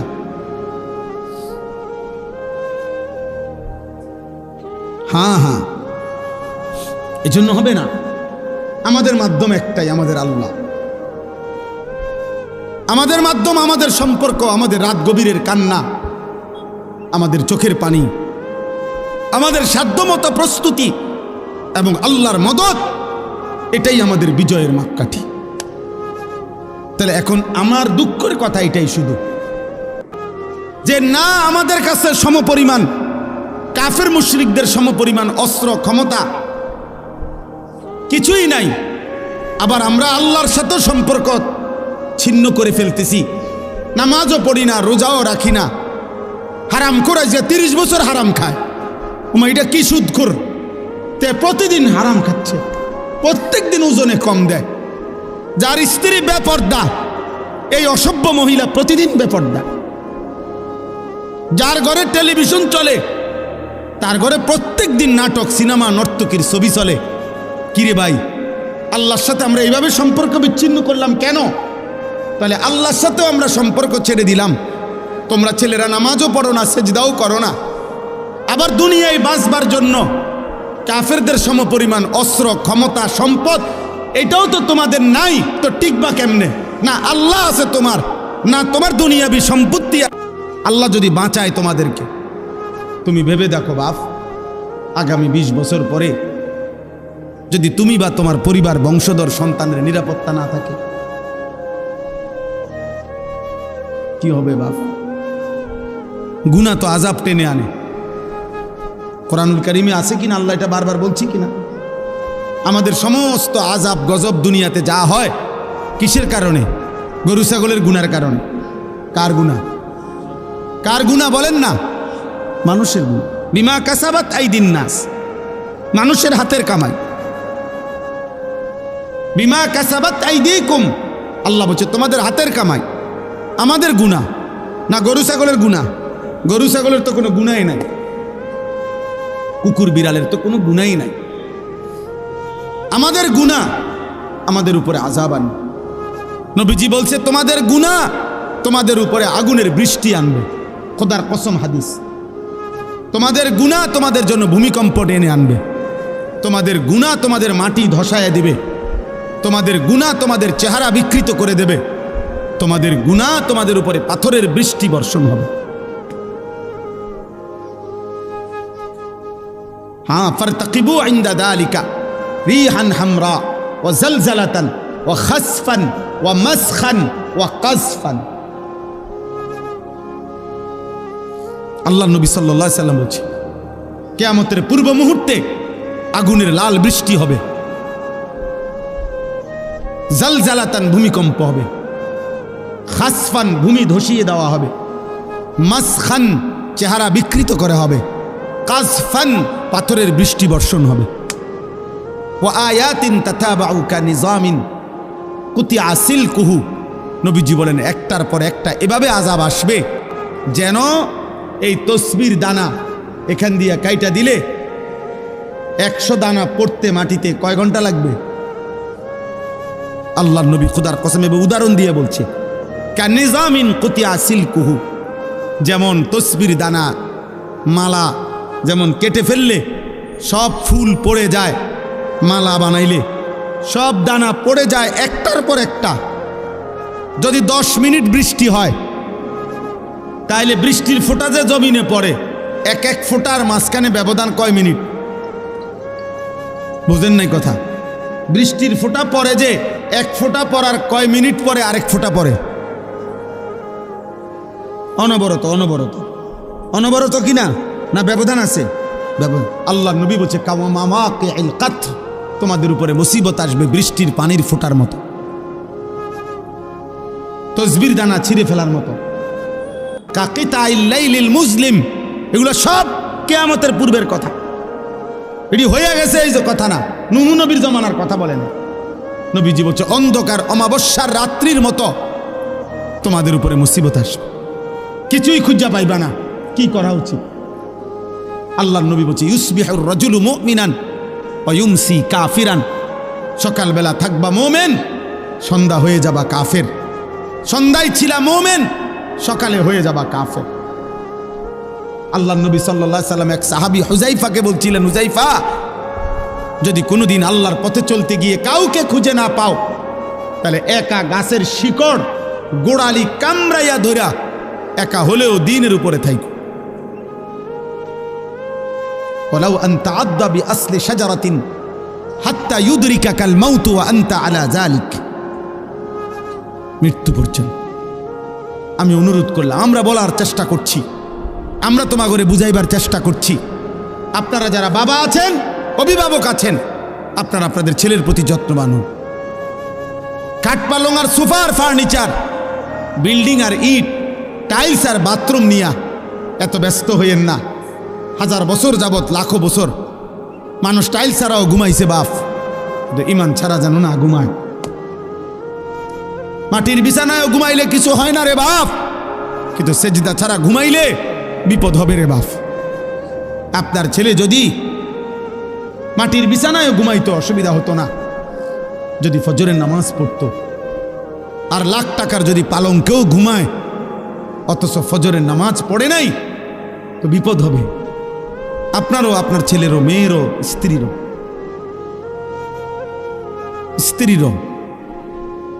অতএব দয়া করে 2 কথা বললাম। এক, প্রিয় ভাই, তোমরা মনে রাখো বাবা, যদি আগামীর পৃথিবী নিরাপত্তা, আমাদের জানমালের নিরাপত্তা হতে হয়, আমাদের আল্লাহর সাথে সম্পর্ক ছাড়া হবে না। শুধু বাংলাদেশের একটা দল 2টা দল নিয়ে ভাবলে হবে না, সারা পৃথিবীর দিকে খেয়াল রাখতে হবে। সারা পৃথিবীর কাফের শক্তি যেই কোনো মুহূর্তে পৃথিবীর যেই কোনো অঞ্চলের মুসলমানদের উপরে আক্রমণ করার জন্য প্রস্তুত। আর একবার শুরু করলে আরেকবার ঘুরে দাঁড়াইতে কষ্ট হয়ে যাবে। আজকে 76 বছর যাবত চীনের মুসলমান ইসরায়েলের হাতে রক্ত দিচ্ছে, এটা হলো ঐতিহাসিক তথ্য। আজকে 61 বছর যাবত রোহিঙ্গা মুসলমানরা বার্মার বৌদ্ধ কাফেরদের হাতে রক্ত দিচ্ছে। একদিন না, একদিন। আজকে 76 বছর যাবত কাশ্মীরের মুসলমান ইন্ডিয়ার বেঈমানদের হাতে রক্ত দিচ্ছে। একদিন না দোস্ত। এই জন্য একবার কাটিয়ে ফিরে গেলে আরেকবার সোজা হইয়া দাঁড়াইতে অনেক সময় লাগবে, অনেক সময়। এই জন্য এটা একটা বিষয়। আগামী প্রজন্ম নিরাপদ থাকতে হলে তোমরা নামাজ পড়তে হবে। আমার একটা কথা, একটা ছেলে কল্পনা করো, মনে করেন সবাই ভাবেন তো যে এইখানে মনে করেন যদি 10,000 সাহাবী মদিনার কল্পনা করেন, নবীজির যুগটা, একটা মিনিট মনে মনে ভাবেন তো আপনারা যে আমাদের নবী সাল্লাল্লাহু আলাইহি সাল্লামের জামানায় মনে করেন 10,000 সাহাবী নবীজির সামনে বসা। কয় হাজার? তো নবীজি তাদের সামনে বসা, এটা হিসাব ধরেন তো 10,000 সাহাবীর মধ্যে গুনলে মানে 1 2 3 4 5 6 7 8 করে গুনলে তো একজন হবে 1, আরেকজন হবে 10,000, হবে না? মানে সংখ্যা হবে কিনা এরকম কথা বলে না। কিন্তু প্রশ্ন হলো এখন আমার যে এবার আমরা কল্পনা করেন তো 1 নম্বর জন মনে করেন সামনে বইছে, আর 10,000 নাম্বার যার সিরিয়ালে উনি মনে করেন একদম পিছনে। তো এই 10,000 সাহাবীর সামনে কল্পনা করেন যে ফজরের নামাজ পড়তো কয়জন, কয় পার্সেন্ট? কথা বুঝছেননি আমার? 5 ওয়াক্ত নামাজ পড়তো কয় পার্সেন্ট? কথা বলে না। হারাম থেকে বেঁচে থাকতো কয় পার্সেন্ট? হালালের উপরে চলতো কয় পার্সেন্ট? তো বিজয় তাদের হবে না, তো আমগুনি হবে। এবার আমরা এখানে হিসাব করি, এখানে আমরা যদি 1000 মানুষ হই, তো এবার আমাদের হিসাব করেন, গুনেন, আমরা গুনে ফজরের নামাজ কয় পার্সেন্ট? মোবাইলে নারী দেখে না, ছবি দেখে না, উলঙ্গ দৃশ্য দেখে না, এমন কয় পার্সেন্ট? হ্যাঁ বলেন, ইনসাফ করেন। তাহলে আমাদের বিজয় আসবে কেমনে ভাই? সাহাবায়ে কেরাম হারাম থেকে বেঁচেছেন শতভাগ, আল্লাহর বন্দিগি করছেন শতভাগ। আর আমাদের নেশাগ্রস্ত জুয়ারি, জিনাখোর, বেবিচারী কি পরিমাণ! আমাদের এক এক ছেলের চেহারা দেখলেই বোঝা যায় মাত্র 18 বছর 20 বছর, কোডি সাফা ভিতরে ঢুকে গেছে। অসভ্য নারী দেখতে দেখতে, উলঙ্গ ছবি দেখতে দেখতে এই হাইওয়ান নিজের বীর্যপাত হতে হতে তার শরীরটা আর কিচ্ছু নেই। আমি যদি বাপ চাচা না থাকতো ছেলেরা, তাইলে তোম করে কইতাম, শুনাইতাম কাছে থাকা। তোমার কাছে জানে না, আমি জানি।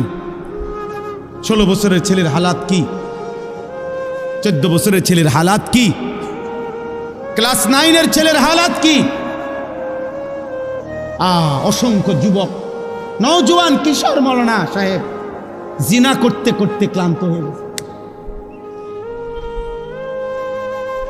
বেবিচার করতে করতে ক্লান্ত হয়ে গেছে। এমন ছেলেও 1000 বার চোখের পানি ফেলে আমগো কাছে দোয়া চাইছে, দোয়া চায়, যে সারা রাত উলঙ্গ ছবি দেখে, যার নিজের লজ্জাস্থান নিজের হাত দ্বারা শেষ করে দিছে।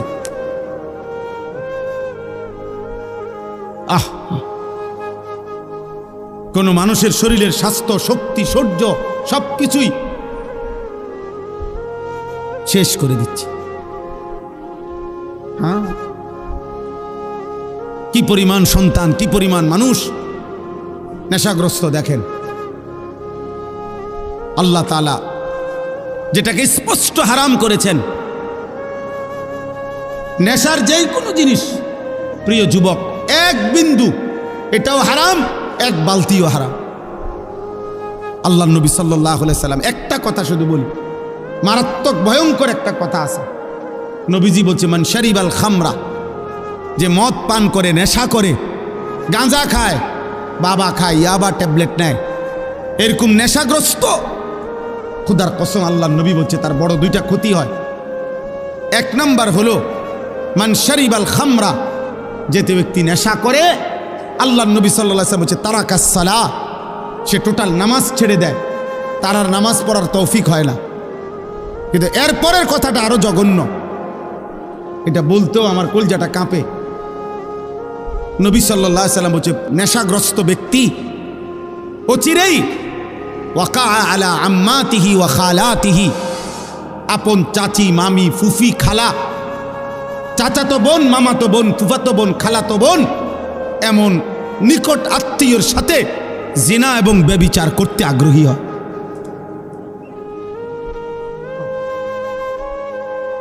আল্লাহর কসম নবী বলছে। এজন্য যে নেশাখোর ওই জিনাখোর, যে নেশা করে সে জিনাও করে, যে জিনা করে সে নেশাও করে। হ্যাঁ, যেখানে গান বাদ্য হয় সেখানে জিনা ব্যভিচারও হয়, যেখানে জিনা ব্যভিচার হয় সেখানে গান বাদ্য হয়। এই 3 জিনিস একসাথে, নেশা, নারী, গান একসাথে, এক প্যাকেজ, এক প্যাকেজ। যেখানে মদের আড্ডা সেখানে গানেরও আড্ডা, নারীরও আড্ডা। যেখানে নারীর আড্ডা সেখানে মদেরও আড্ডা, গানেরও আড্ডা। আল্লাহ আমাদেরকে হেফাজত করেন, আল্লাহ আমাদেরকে হেফাজত করেন। এজন্য প্রিয় ছেলেরা, আমার এই শেষ তর্জমাটা শুনেন, আমার কথা শেষ। আল্লাহ তাআলা বলেন, ওয়ালাকাদ খালাকনাল ইনসানা, আল্লাহ আমাদেরকে আমাদের মৃত্যুর কথা মনে করায় দেওয়ার জন্য, মৃত্যুর কথা আল্লাহ কয়েকটা কথা বলছে। এক নম্বর, আল্লাহ বলে, শুনো, আমি আল্লাহই প্রত্যেকটা মানুষকে সৃষ্টি করেছি। এক, ওয়া না'লামু মা তুওয়াসবিসু বিহি নাফসু, আল্লাহ তাআলা বলে, প্রত্যেকের অন্তরের গভীরে যত গুনাহের কুমন্ত্রণা, গুনাহের আগ্রহ আমি আল্লাহ জানি, লুকাইতে পারবা না। আমার আল্লাহ থেকে লুকানো সম্ভব? কথা বলেন না, উঠাউঠি করেন না। আর 5টা মিনিট শেষ, আমার তর্জমা বললেই শেষ। দোয়া করে যাও ভাই, ছেলেরা কষ্ট করছো, দোয়া করো, দোয়া করে যাও। এরপরে ওয়া নাহনু আকরাবু ইলাইহি মিন হাবলিল ওয়ারিদ, আল্লাহ বলে, যেই রগগুলোর মাধ্যমে, শিরা উপশিরার মাধ্যমে শরীরের ভিতরে সারা দেহে রক্ত সঞ্চালন হয়, আমি আল্লাহ তোমার ওই রগ রেশা শিরা উপশিরার চাইতেও কাছে। এই 3টা জিনিস প্রথম আল্লাহ বলছে। 1, আমি তোমাকে বানিয়েছি। 2, তোমার অন্তরের গভীরে যা আছে, যা মনে হয় দিলের ভিতরে, আমি তা জানি। 3, আমার আল্লাহ বলেন, তোমার গর্দান সহ সারা দেহের রগ রেশা শিরা উপশিরার চাইতেও আমি কাছে। 4, ইয ইয়াতালাক্কাল মুতালাক্কিয়ানে আনিল ইয়ামিনে ওয়া আনিশ শিমালি কাঈদ, আল্লাহ বলে, তোমার ডানে বামে 24 ঘন্টা আমার 2 জন ফেরেশতা মোতায়েন আছে। তুমি আড়াল করবা কেমনে, লুকাইবা কার কাছে? 5, মা ইয়ালফিজু মিন কাউলিন ইল্লা লাদাইহি রাকিবুন আতীদ, আল্লাহ বলে, তোমার জবান দিয়ে ভালো কিংবা মন্দ যা কিছু উচ্চারণ হয়, জিকির হোক, গালি হোক, ভালো হোক, মন্দ হোক, আল্লাহ তাআলা বলেন, আমার একজন তৎপর চৌকান্না একজন ফেরেশতা আলাদা তোমার জবানের প্রতিটা উচ্চারণ লিখে রাখছে। আলাদা আরেকটা ফাইল হইতেছে। এই 5টা কথা আল্লাহ বলছে যে, বান্দা, 1 হলো আমি তোমাকে সৃষ্টি করেছি। 2, তোমার অন্তরের শেষ কোণায় ভিতরে যা আছে আমি তাও জানি। 3, এই মাশাআল্লাহ, দেখেন একটা মজার বিষয় হলো, এই অনুভূতি জাগলে ভালো। এই যে ওই ছেলে মোবাইল ছবি উড়াইতে চাইছিল, আরো 3-4 জন একসাথে ধমক দিছে, তার মানে ওনারা বাঘ এতক্ষণের জন্য হইলেও বুঝছেন যে এটা হুজুর পছন্দ করে না। মাশাআল্লাহ, আল্লাহ আপনার ঘরে বরকত দান। সবাই একটু একটু করে কইলেও হবে, সবাই একটু একটু করে বললেও। বাপ যদি চোখের এক ফোঁটা পানি ফেলেও যদি ছেলেটাকে বলতো, বাপ তোরে কষ্ট করছে, আমি ছোট্টবেলার থেকে বাপ আদর করে করে বড় করছি রে বাপ, তুমি আমার আল্লাহর নাফরমানি করো না বাপ, তুমি নামাজ পড়ো। একজন স্বামী ইচ্ছা করলে প্রয়োজনে স্ত্রীর কাছে 1 ফোঁটা চোখের পানি ফেলেন, ফেলে বলেন, বিবি তোমারে আমি অনেক ভালোবাসি, তুমি আল্লাহর ওয়াস্তে বেপর্দা হইও না, তুমি বেনামাজি থাইকো না রে। নিয়ত করো, চলো আমরা 2 জন একসাথে নামাজ পড়ে যেন আখিরাত আমরা 2 জনই জান্নাতি হই। হাদিসের মধ্যে আছে, জান্নাতি বান্দাকে যদি, আরে মিয়া 70,000 না, যদি 70 কোটি জান্নাতের হুরও দেওয়া হয়, তারপরেও দুনিয়ার স্ত্রী যদি জান্নাতি হইতে পারে, খোদার কসম ওই স্বামীর জন্য দুনিয়ার স্ত্রীর তৃপ্তির চাইতে, সুখের চাইতে 70 কোটি হুরের সুখ বেশি হবে না, হালাল স্ত্রী যতটা আনন্দময় হবে। হ্যাঁ, কারণ সে যুদ্ধ করে কষ্ট সহ্য করে জান্নাতি হয়েছে, আর হুর তো জান্নাতেই তৈরি হয়েছে। এই জন্য 70 কোটি না, 70,000 কোটি হুরের চাইতেও দুনিয়ার স্ত্রী দাম, যদি সে জান্নাতি হয়। আল্লাহ কোরআনে বলছে উদখুলুল জান্নাতা আনতুম ওয়া আজওয়াজুকুম তুহবারুন। বাহ, আল্লাহ বলছে জান্নাতে, হাসরের ময়দানে আল্লাহ বলবে তোমরা তোমাদের স্ত্রী যাদের নেককার, তোমরা তোমাদের বিবিদেরকে সাথে নিয়ে তোমরা হাসতে হাসতে উদখুলুল জান্নাহ, জান্নাতে ঢোকো, জান্নাতে ঢোকো। এক লগেই তো ঢুকতে দিছিল, স্বামী স্ত্রীরা এক লগেই তো দিছিল। ইয়া আদম উসকুন আনতা ওয়া যাওজুকাল জান্নাহ, এক লগেই তো থাকতে দিছিল। আদম এবং হাওয়া এক লগে থাকতে দিছিল না? হ্যাঁ, বুঝা গেল স্বামী স্ত্রী নেককার হলে এই মজাটাই আলাদা, এই জান্নাতটাই আলাদা। আল্লাহ আমাদেরকে তৌফিক দান করে। ওয়াজাআত সাকরাতুল মাউত বিল হক। আল্লাহ বলেন, এই দেখেন শেষ কথাটা বুঝেন। আল্লাহ বলে বান্দা তোমাকে আমি বানিয়েছি, আমি তোমার ভিতরেরটাও জানি, আমি তোমার শিরা উপশিরা রগ রেশারও কাছাকাছি। আমার দুইজন ফেরেশতা তোমার ডানে বামে, আমার আরেকজন ফেরেশতা তোমার জবানের সব লিখে রাখে। এই ব্যবস্থাপনার এই বেষ্টনীর ভেতরেই একদিন ভালো করো আর মন্দ করো, কাজে লাগাও আর নষ্ট করো, এই অবস্থায় একদিন সত্য সত্য তোমার মৃত্যু যন্ত্রণা শুরু হয়ে যাবে আর তোমার মৃত্যু হয়ে যাবে। যালিকা মা কুনতা মিনহু তাহিদ, যেই মৃত্যু থেকে তুমি পলায়ন করতে চেয়েছিলে, যেই মরণ তুমি চাও নাই কোনোদিন, তুমি না চাইলেও সেই মরণ একদিন চলেই আসবে। আসবে তো, কথা বলেন না? অতএব আপনি বুদ্ধিমান হন আর বেকুব হন, চালাক হন আর বোকা হন, আপনি মরে যাবেন। আপনি হাসেন কিংবা কাঁদেন, মরে যাবেন। সুখে থাকেন কিংবা দুঃখে থাকেন, মরে যাবেন। তিন বেলা খানা খান আর উপাস থাকেন, মরে যাবেন। রাজপ্রাসাদের অট্টালিকায় থাকেন আর জীর্ণ কুঠির কুড়ে ঘুরে থাকেন, মরে যাবেন। মরতেই হবে বাপ, চলে যেতেই হবে। হবে? কথা বলেন না কেন? হবে, হবে। অতএব দোস্ত, আল্লাহ এটাই বলছেন, বান্দা খামখেয়ালি করো না। অনুফিখা ফিস-সূর যালিকা ইয়াউমুল ওয়াঈদ। আল্লাহ তাআলা বলেন ইসরাফিল ফু দিবে আর হাসরের মাঠ কায়েম হবে। আর হাসরের মাঠই ইয়াউমুল ওয়াঈদ, যেই মাঠের যেই দিনের ব্যাপারে তোমাদেরকে ভয় দেখানো হয়েছিল যে আখিরাতের হাসরের আযাব বড় কঠিন, সেটা কায়েম হবে। ওয়াজাআত কুল্লু নাফসিম মাআহা সাইকুম ওয়া শাহীদ। আল্লাহ বলেন প্রত্যেকটি মানুষকে দুইজন ফেরেশতা হাসরের ময়দানে নিয়ে আসবে। দুই কাঁধের দুই ফেরেশতা, একজন পিছনে থাইকা সামনে আগাইতে থাকবে তাকে, যে আগে বাড়ো আমি পিছনে আছি, আর আরেকজন আমল নামার ফাইলটা হাতে রাইখা তার সাথে সাথে থাকবে। সাইক যিনি, উনি পিছনে থাকবে। শাহিদ যিনি, উনি আমল নামাটা হাতে নিয়ে আল্লাহর সামনে এই ব্যক্তির ব্যাপারে সাক্ষ্য দিবে। আপনি বাঁকবেন কোথায়? গাঁটটা চাই একটা ছটকোনা দিব ফেরেশতা দেব, বাতিজার ভূত কই যাও? হ্যাঁ, বাঘও কই? পিছনেও একজন আছে, সাথেও আমি আছি, কই যাবা? আসো, হাসরের ময়দানে আসো। ইয়াউমাইদিন ইয়াসদুরুন নাসু আশতাতা লিইউরাউ আমালাহুম। আসো, আমলনামা দেখতে আসো। এখন দেখবা, এখন দেখবা ফিডা কারে কর, এখন দেখবা লাথি কারে কর, এখন দেখবা নারীর মজা, এখন বুঝবা জিনার মজা, এখন বুঝবা নেশার বোতলের মজা, এখন বুঝো।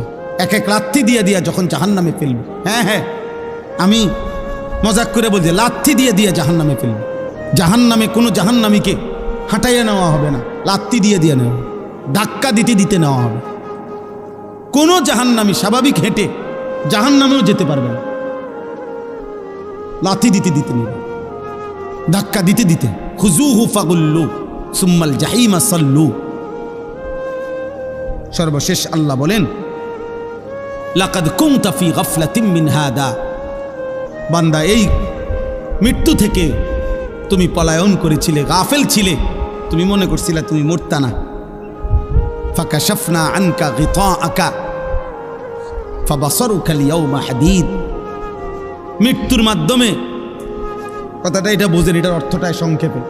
মানে কোনো ব্যক্তি মৃত্যুবরণ করে মানে হলো তার চোখটা বন্ধ হয়। তো চোখ বন্ধ হলে আমরা মনে করি বেটার চোখ বন্ধ হয়ে গেছে, অতএব সে আর কিছুই দেখবে না, মরে গেছে। আল্লাহ বলে, না বান্দা, চোখ বন্ধ করলে বাহ্যিক দৃষ্টিতে তুমি দেখছো মরা গেছে, এ দুনিয়া আমি বন্ধ করে দিছি আর কি, কিন্তু এইবার কবরে নিয়া আমি আল্লাহ এই চোখের এই পর্দা সরাইয়া দেব।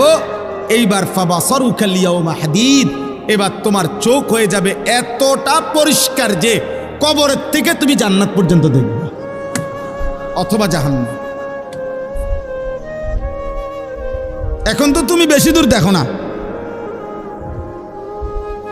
তখন তোমার চোখের পাওয়ার হবে এমন, কবরে বসেই তুমি জাহান্নামের আযাব দিবে। আর এভাবে যতদিন কিয়ামত না হবে ততদিন তুমি কবরে থাইকেই ছটফট করবা জাহান্নামের ওই আযাব দেখা। আর নেককার জান্নাতের নিয়ামত দেখা খুশিতে হাসতে থাকবে, খুশিতে হাসতে থাকবে। হ্যাঁ, মজার কোনো বিষয়ে মানুষ আগের থেকে কল্পনাতেও মজা পায়। বিরিয়ানি খাইব যখন মনে হয়, আমরা ছাত্র জীবনে যেদিন শুনতাম বিরিয়ানি দিব, আলহামদুলিল্লাহ আগের দিন থেকেই একটা মানসিক মনটার মধ্যে একটা প্রস্তুতি থাকতো যে রবিবারে বিরিয়ানি দিব। আগের থেকেই ভালো লাগতো। মাদ্রাসা যেদিন ছুটি দিবে এই দাঁড়ার কামে থাকতো। আমার মনে আছে, যদি মনে করেন বৃহস্পতিবারে ছুটি দিবে, আমরা বুধবার দিন কোনোদিন আমার মনে হয় না আমরা বেডিং বিছাইয়া ঘুমাইছি। বুধবার রাত্রে, বুধবারে বেডিং টেডিং বান দিয়া সব ক্লিয়ার, কোন রকম এমনি মাথাটা লাগাইয়া পড়ে থাকতাম। অথচ ছুটি হইল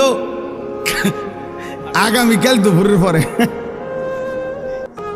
কিন্তু মজা লাগতেছে যে বাজ্জাম।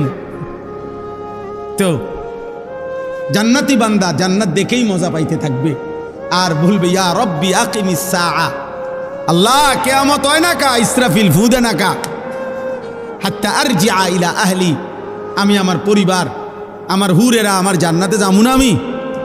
আর নাফরমান বলতে থাকবে হাদিসে, ইয়া রব্বি লা তাকুমিস সাআ, আয় আল্লাহ কিয়ামত যেন না হয়, ইসরাফিল যেন ফু না দেয়। আহা, এই আযাবে আমি কেমনে থাকি। আল্লাহ আমাদেরকে হেফাজত করেন। অতএব প্রিয় ভাই, একটা ছেলেকে অনুরোধ করছি, দোস্ত আমি অনেকক্ষণ বললাম, ছেলেরা আমার একটা ছেলেকে অনুরোধ করলাম, নষ্ট হইও না, নষ্ট হইও না। নারীর ফান্দে জীবন শেষ করে দিও না, মোবাইলটার দিয়া জীবনটা নষ্ট করে দিও না। একটা মোটর সাইকেলের জন্য এমন সুন্দর একটা যুবক নষ্ট হয়ে যায় না। 12,000 14,000 টাকার একটা মোবাইলের কাছে এমন একটা হায়াত, এমন একটা জীবন চরিত্রহীন বানায় দিও না, বরং জীবনটা সুন্দর করার চেষ্টা করেন। প্রত্যেকের কাছে অনুরোধ, নবী সাল্লাল্লাহু আলাইহি সাল্লামের একটা সুন্নাত আমল করবেন। আল্লাহ তাআলা আমাদেরকে তৌফিক দান করেন। আমি এক্ষুনি ইনশাআল্লাহ দোয়া হবে। মাশাআল্লাহ, মাশাআল্লাহ, আলহামদুলিল্লাহ, আলহামদুলিল্লাহ। হুজুর ইনশাআল্লাহ দোয়া করবেন। মাশাআল্লাহ, অনেক মুবারক হয়েছে। জি, দয়া করে প্রত্যেকের কাছে আমার, কেউ উঠাউঠি করো না ভাই। হুজুর অল্প সময় কথা বলে দোয়া করবেন, সবাই মিলে মেহেরবানি করে। আমার একটা অনুরোধ, মাদ্রাসা অনেক বড় বুজুর্গের হাতে প্রতিষ্ঠিত মাদ্রাসা, এক আল্লাহওয়ালার চোখের পানির মাদ্রাসা। আমি সবার কাছে অনুরোধ করছি, প্রত্যেকে মাদ্রাসার জন্য আগে দিছেন, এখন আবার সবাই একটু পকেটে হাত দিলে, যার যেটুকু তৌফিক হয়, 10 টাকা হোক, 1000 টাকা হোক, 100 টাকা হোক, 500 টাকা হোক। প্রিয় ভাই নওজোয়ান, তোমাদের কাছে যদি 10 টাকা থাকে 10 টাকাই দাও, 100 টাকা থাকলে 100 টাকা দাও, রুমালের মধ্যে দাও, বরকত হবে। আমি বললাম এই নিয়তে দিও যে মাদ্রাসায় 10টা টাকা, 100টা টাকা, 50টা টাকা দিছি, আল্লাহ এই উসিলায় আমারে নামাজি বানায় দেন। কিশোর নওজোয়ান সহ যত ছেলে, যত লোক মোবাইল যাদের এই হাতে ধরা, হাতে মোবাইল ধরে ভিডিও বা রেকর্ড করা, আমি আমার পক্ষ থেকে নিষেধ করলাম, এটা আমার আদেশ। অতএব ছেলেরা, ভাইয়া, একজন ছেলেও আর একজনও মোবাইল হাতে ধরে রেকর্ড করা যাবে না। আমি এটা পরিষ্কার নিষেধ করলাম। এরপরে আমি তোমারে ধমক দিয়া বের করে দেব। দয়া করে এমনি চলে গেলে আমার কোনো আপত্তি নাই, যে কেউ চলে গেলে কোনো সমস্যা নাই, কিন্তু হাতে মোবাইল ধরে রেকর্ড করা যাবে না। আমি স্পষ্ট নিষেধ করলাম, আমি চোখে পড়লে ধমক দেব। চলে গেলে কোনো সমস্যা নাই, এটা কোনো নির্বাচনী জনসভা না, আমি কোনো প্রার্থী না। অতএব একজনের জন্য যে পরিমাণ গুরুত্ব, 1 লক্ষের জন্য ওই পরিমাণই গুরুত্ব।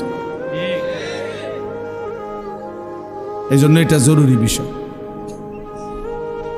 2 নম্বর কথা হলো, নওজোয়ান ভাই তোমরা সবাই মিলে কষ্ট করে, যদি কাদা না থাকে বসো, যদি ওনাদের কাছে যা বসার জায়গা না থাকে, তোমরা তোমাদের পায়ের যে জুতা আছে ওইটার উপরে ভর করে বসো।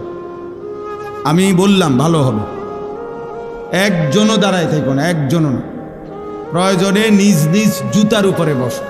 একটু কাদা লাগলে তেমন কিচ্ছু হয় না, কথার কথায় কোনো একটু কাদা লাগলে কিচ্ছু হবে না। এটা কি বউ ভাই, বউ, বরকত হবে। মাশাল মাশাল মাশাল, বউ ভাই বউ। ওই যে নওজোয়ান ভাই বসো না, ওই মাথা খাই যাও যে। তোমরা ভাই তোমরা বসো, না হলে চলে যাও, অসুবিধা নেই,